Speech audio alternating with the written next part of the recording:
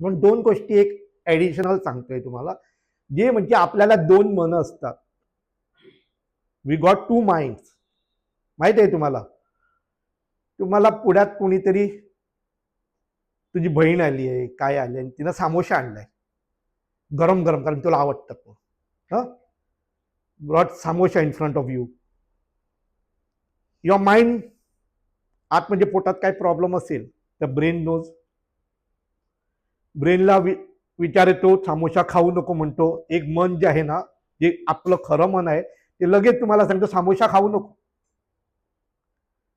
पण दुसरं मन सांगतं, अरे खा रे, काय प्रॉब्लेम आहे, बहिणीनं मुद्दाम तुझ्या आवडीसाठी आणलंय, खाऊन टाक, बघूया नंतर. आणि मग तुम्ही खातात आणि मग तुम्हाला पोटाचा प्रॉब्लेम होतो. 101%. कारण पहिलं मन आहे ते एकदम चांगलं मन आहे, त्याच्यावर विश्वास ठेवा. गाडी क्रॉस करताना पहिलं मन सांगितलं तुम्हाला की गाडी क्रॉस करू नका, ती गाडी ठोकू शकते आपल्याला, तर कधीही दुसरं मन म्हणणार जाऊ दे, लांब आहे ती, धावूया. पण काहीतरी होऊन तुम्ही पडून ऍक्सिडेंट होऊ शकतो. एवढं it is link with the prime soul. म्हणजे आपला युनिव्हर्सल जे देव म्हणतो आम्ही, त्याला कनेक्टेड सोल आहे, तो खरंच बोलतोय. सो पहिलं मनात येतं ते करा. म्हणून मी पेशंटला विचारतो, तुमच्या मनात काय येतं, इथं ट्रीटमेंट करायचं म्हणून येतं की नाही? येतं. मग तुमचं कुठलाही व्याधी मी करतो, कसंही काढू बाहेर तुम्हाला.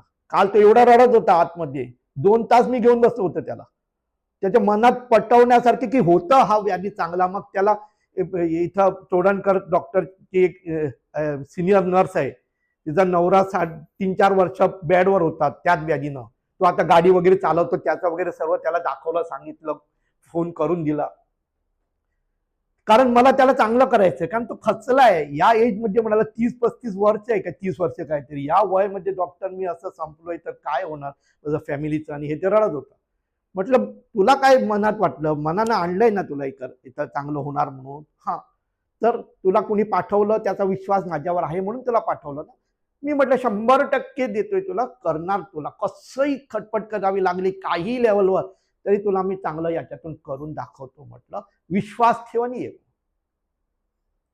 So thought create destiny. म्हणजे स्वतः जे विचार करतो त्याची डेस्टिनी होते. आणि पहिला मन सांगतं ते ऐका, दुसऱ्या मनाचं ऐकू नका. कितीही बरं वाटलं, कुणी तुम्हाला 5 लाख रुपये घेऊन आला आणि पहिल्या मनाने सांगितलं घे म्हणून, तर घ्या.